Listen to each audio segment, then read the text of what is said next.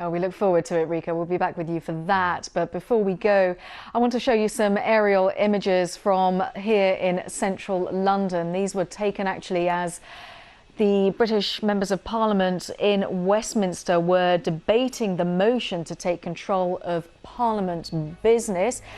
They were inside the Houses of Parliament. Outside, though, protesters, both pro and anti-Brexit, were making their emotions being heard.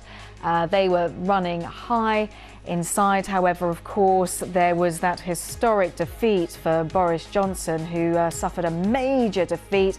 Conservative Party rebels joining forces with opposition politicians to seize control of the House of Commons business so that they can then introduce legislation to prevent Britain leaving the European Union without a deal at the end of October. So while that was going on inside the Houses of Parliament, these were the protests from both sides outside.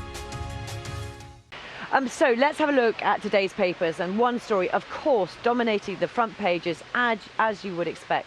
The front page of the Telegraph has a picture of the Prime Minister standing at the dispatch box in the House of Commons, and the headline is "Johnson demands election." That is, of course, after that vote here last night. A Parliament surrenders to the EU is how the Daily Express interprets last night's vote. It calls it another shameful day in our so-called democracy. And it is interesting how every single paper writes it up, actually. The Mirror says Boris loses control. That paper claims that the Prime Minister's Brexit plans blew up in his face last night as Tory MPs helped defeat the government.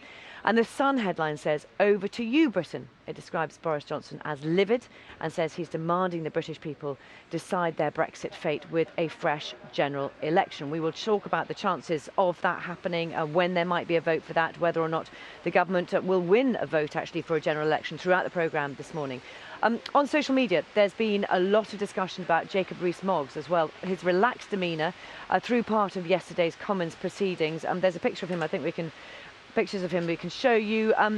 He was told to sit up by opposition MPs, while Caroline Lucas called his body language contemptuous as he appeared to recline on the front bench. You can see the video in full on the BBC News website.